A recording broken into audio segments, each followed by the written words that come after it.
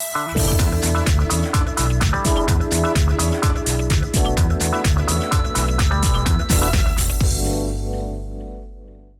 going on, guys? Welcome to VOA's Red Carpet. My name is Jackson Vunganyi. I want to thank you for joining us today on the show. As always, on this show, Red Carpet, we bring you the latest in entertainment news, in fashion, in film and television from around the world. Let's kick off the show with the 72nd Emmy Awards, which were held virtually and hosted by comedian Jimmy Kimmel from the Staples Center in Los Angeles. Zendaya became the youngest lead drama actress winner for her role as a troubled teenager in Euphoria. The 24-year-old is only the second black actress to win the award, following Viola Davis's groundbreaking 2015 win for How to Get Away with Murder. Schitt's Creek, the little Canadian show about a fish-out-of-water family, had a big night with an historic sweep in the comedy category, taking Best Series honors and awards for 4 of its stars, including Catherine O'Hara and Eugene Levy. Regina King and Uzo Aduba used the Come As You Are fashion edict for the ceremony to highlight the national struggle for social justice. Both black actresses wore t-shirts featuring Breonna Taylor, the 26-year-old who was shot and killed by police in March of this year. King won for Best Actress in a Limited Series or TV movie as the masked hero in HBO's Watchmen, while Aduba took home Supporting Actress in a Limited Series or TV movie for Mrs. America. And recently named billionaire Tyler Perry received the Governor's Award, given to recognize outstanding achievement in the arts and sciences or management of television, which is beyond the scope of the awards presented. The official Friends reunion might be delayed, but Jennifer Aniston, Courtney Cox, and Lisa Kudrow mocked up a tester for fans during one of the most talked about moments of the pandemic, as host Kimmel called this the strangest of award shows. Now, history was made during this year's Academy of Country Music Awards thanks to Mickey Guyton, who became the first black woman to perform solo at the award show. Her moving performance of What Are You Gonna Tell Her alongside Keith Urban on piano was one to remember, and for Guyton herself, it symbolized more than just a performance. Well, that whole phrase, you see it, you can be it, really rings true. And the only reason why I felt that I could pursue country music was because I saw another black woman singing country music named Reese Palmer. And if it wasn't for her, I wouldn't be here. So me standing on that stage, representing just women of color, period, it shows them that they have the opportunity to, and that they can sing whatever kind of music they want to sing. It doesn't just have to be just R&B. If they want to sing country music, they can, and they will be accepted by this beautiful community. Celebrities including Brad Pitt, Jennifer Aniston, Sean Penn, Julia Roberts, Matthew McConaughey, John Legend, and Shia LaBeouf took part in a live read for Fast Times at Richmond High for charity.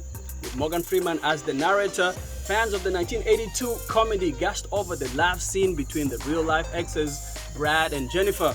The event, streamed on Facebook and TikTok, raised money for COVID-19 relief and criminal justice reform. And now, how one Nigerian is giving back to his community. Heather Maxwell, host of VOA's Music Time in Africa, takes us into the world of colors, specifically into the world of Nigerian artist Clement Colors. In a virtual interview with the prolific painter from his studio in Kaduna, Colors discusses how beauty, corruption, and even sexual violence inspired his art.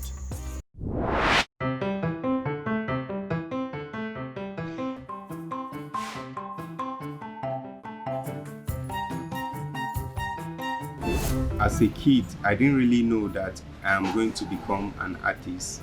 But I knew I was going to be an artist after my higher institution, that's after the university.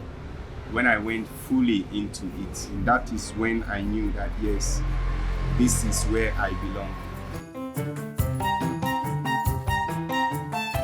Now, I'm joining you virtually. I'm in Washington, D.C., and you're there in your art studio in Kaduna. What goes on in the studio? We do several activities here. We train the students, we train the youth, most especially in the community here. We train these guys on how they can become great artists, how they can draw, how they can paint using several media. And what media do you specialize in? What do you use there? We use several media, but we concentrate on the oil on canvas. Then we have the enamel on board. That's the slim board. This enamel on board is cheaper than the canvas. And here in this environment, most of the youth can't afford the oil on canvas, and we paint on the wall. But mostly we do our practicals on the wall. That's the graffiti aspect. And what do you say to parents of your students who probably more often than not say, you know, art is not going to bring our children and our family financial or professional success? Due to the low art appreciation here in this community and in Kaduna State, we have reduced the level of the way we talk to parents. So if I should create a good artwork and they love it, they'll allow their kids to come, those that are interested, so that they can produce the same for them. And by the time they have it close to them, they will love it. So this is the only way I use to talk to parents. Because when you do it practically for them and they see it and they appreciate and love it, then they will release their kids to you. What drives you personally to constantly be painting and creating? The major driving force is beauty. Beauty drives me crazy a lot. When I see beautiful things, I want to create them. And when I sit down and I imagine beautiful stuff, I want to have it close to me. Out of all of your work to date, what are the top most meaningful pieces to you? It is the painting of my self-portrait I did. The one I closed my mouth with, the 1,000 naira note. That's the currency here in Nigeria. You see, it talks about the naira and then communication and then who you are. Like, if you should collect this naira note, you may not say what you want to say. So if you do not say what you want to say, that simply means you are dying silently because you are not expressing yourself just because of that naira note. And the naira note can't satisfy your needs till eternity. Then the second painting that drives me crazy is the painting I created last year. It talks about rape in the society. On that painting, I showed people that in 2020, there will be a lot of rape cases, and it's going to take place even within family.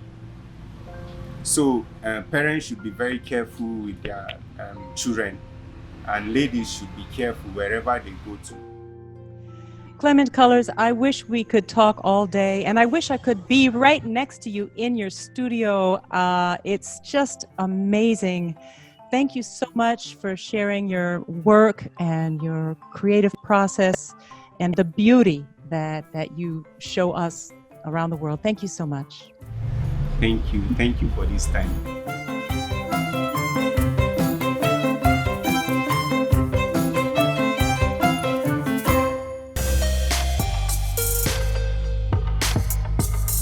Now, for years, Alicia Keys used her music to express messages of hope and inspiration. And with the release of her 7th album, she's getting more personal. In an interview with The Guardian, she explained the meaning behind the track Underdog of her latest album, Alicia, which was scheduled to come out earlier this year, but was postponed due to the coronavirus pandemic. Co-written by Ed Sheeran, Kings sings, "They said I would never make it, but I was built to break the mold. The only dream that I have been chasing is my own. I'm that person," she explained, referencing being the underdog while growing up in New York, the one that wasn't supposed to make it out of Hell's Kitchen, who was supposed to end up being a prostitute, a young mother at 16, or addicted to drugs. And there's another big name singer getting personal these days, that is Lady Gaga. Now, having addressed mental health in the past, she opened up about her struggles in an interview with CBS Sunday Morning, sharing how she considered suicide every day and hated being famous. Thankfully, the singer and Oscar winner is in better place these days. "I don't hate Lady Gaga anymore," she shared. "I found a way to love myself even when I thought that was never gonna happen." Now, Rihanna has been hard at work, though not on her music. The singer-turned-designer announced on Instagram that Volume 2 of her Savage X Fenty 2020 collection, that's the fall collection, will stream on Amazon Prime on October 2nd. Rihanna's Savage X Fenty show, as you know, is more than just a fashion show, so it's no surprise that it will also include performances by artists like Travis Scott, Rosalia, Miguel, and others. The show will feature a mix of models, actors, and dancers. New York City has always attracted creative people, those who are happy to wait tables in the evening as long as it pays the bills, only to run to auditions and have time for their art during the day. But the coronavirus pandemic has forced over 1,000 Big Apple restaurants to close, and that means no jobs for the New York City BOHemia. VOA's Anna Nelson takes a look at how New York's art scene has been adapting to this new reality. Anna Rice narrates her story. Among the tens of thousands of New York City waiters, many are aspiring artists or actors looking for a day job that'll pay the bills. They're following in the famous footsteps of artists like Sandra Bullock and Jennifer Aniston, and singers like Madonna and Mariah Carey. But over 1,000 New York City restaurants were forced to close because of COVID-19, and tens of thousands of jobs disappeared. I used to work at Red Lobster. I used to work at Red Lobster. I was, oh, I served you. Good, good. I was a dishwasher. Used to scrape shrimp in the garbage cans and then load up the dishwasher, man. And that was my real job. Jen Lyon is a concert promoter. She says she has noticed fewer talented musicians available for work since COVID. Many have left New York City for good because restaurants and nightclubs are closed and can't accommodate them. The Lady Gaga story. If Lady Gaga didn't play in small clubs in New York, we wouldn't have a Lady Gaga. Aren't we glad we have her? Bruce Springsteen. You know, I mean, all of these artists that make the stories and soundtracks of our lives. All of those artists who were working within the restaurant industry to maintain living in New York, to become artists, have now had to make different life choices and have had to leave New York. Before the pandemic, one could spend an hour in line at restaurant Stardust on Broadway. Once inside the venue, waiters sang to entertain the customers. You sing with all the voices of the mountain. The flexible work schedule allowed Kevin Ray to compose music and go on tours. Today, with future uncertain, he writes songs about 6 feet, the now notorious social distance. 6 feet away from you. You know, it's everybody's livelihood. It's allowed us to live in this city. It's allowed us an opportunity to perform, to hone our craft, and to have fun while doing it. Artist Rachel Berry has lived in New York for 15 years and worked many different jobs, but only bartending left her enough time and energy to focus on art. The flexibility that comes with part-time work for full-time pay has essentially given me the creative freedom to do anything else I want on the side. I mean, you can't be creative, you can't perform, you can't write when you're you know, your basic needs are in jeopardy. I worry that we're going to lose something, and who knows if we can get it back. According to the U.S. Department of Labor, about 270,000 people worked in New York City restaurants before the pandemic. Today, it's less than 70,000. And while the dynamic continues to be like that, fewer and fewer young talented people will be able to afford to look for their dream in New York. For Anna Nelson in New York, Anna Rice, VOA News.